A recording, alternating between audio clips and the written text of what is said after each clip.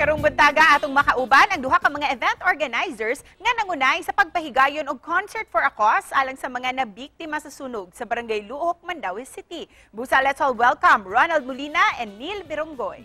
Mayong buntag kaninyo mga sir og welcome dinhi sa GMA Regional TV Live. May buntag kaninyo tanan. May buntag niyang tanan. Congratulations kaninyo for the very successful concert for a cause. Kumusta ang experience ninyo? Salamat kayo. First of all, mapasalamat to mi sa tanang mga nanunga, tanang mga individual nga nangadto delera sa mga banda.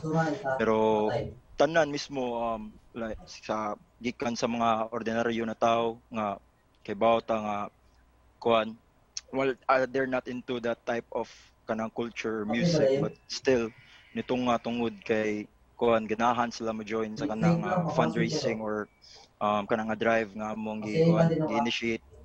Kinsa ang mga banda nga milangkob sa inyong event? Sama sa Curse by Fire, Syndicate, Agenda 21, Falsified Benevolence, Black Market, Lightline Curse, Libang, Turtle Haze, Gangis, Storya, Maximum Violence, White Walls, o Glass of Dirt.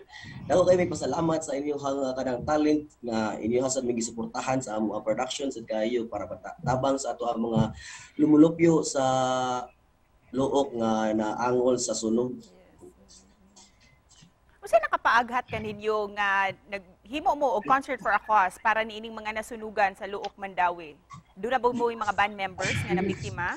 Wala jud mi plano nga kuan murag magpa-event last weekend kay murag amo na kay busy sad lagi. So amo nang murag i-allocate nga oras para sa mga personal na kinabuhi mo, especially kay murag nagsagunson kay mga events the past couple of months. But lagi na may mga unprecedented na mga panghitabo which is katong kuan sunog sa Luok. Kining salapi nga inyong nakolekta, how do you plan to share this ngadto sa mga fire victims? Ang plano na mo about ani is I mean because we are receiving kanang donations of any types like in kind, cash or kanang mga basic necessities and kanamo silang gi pangananay, amo silang gitapok pagka-event for those nga mga canned goods kanang mga sanina or unsa pa na. Then GCash pod nag-collect me using my account. If you makakita mo sa poster, you can still send it nako. Sa mga gusto pang mo extend og tabang, aduna pa ba kamoy laing concert or aduna ba kamoy mga online or electronic wallet nga pwede nilang sendan? Bisag unsa ba sa kinasing-kasing nga suporta atuan ang dawaton. Katong number nga nakita niya sa poster, pwede gapon mo send dito. It kana link to sa GCash katong if I may repeat the 0967-219-4440. Para kanimo Sir Ronald, unsa ka importante nga mutabang sa isig kataw?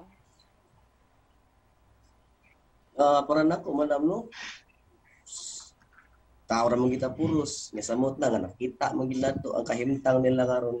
Dili lang daw pagkaaron ingnon good. Hapit ng Pasko, makita rin mo ang tao nga naglisod karong Pasko, di ba? Kami, ang amo ang mahatag since naamami sa music industry, ang amo mahatag, ang amo ang mga musika, pero ipaagi na mo sa musika, ang amo ang kanang gibuhat ba para makakuha mi og mga mahatag nila ngadto. Salamat na sa good mi kayo sa mga tao nga nasay mga manulumong kasing-kasing nga nisuporta namo para makasuporta mi dito sa mga apektahan. Isipan na po sa mensahe ninyo para sa ato ang mga viewers nga nagtan-aw karon. Daghan ding salamat sa nahitabo nga successful event pag last niya. Hinaot pod nga motabang gihapon ta sa mga tao o hinaot nga magmaayo inyong adlaw karon. Daghang salamat. Much love and respect. Sa kuan sa day, daghang salamat maayong buntag once again. Daghang salamat sa pag-imbita ra mo diri first and foremost GMA Regional TV.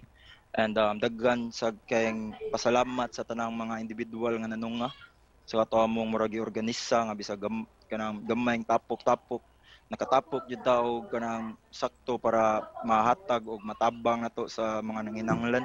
Once again, daghang salamat kaninyo for joining us this morning. Thank you so much.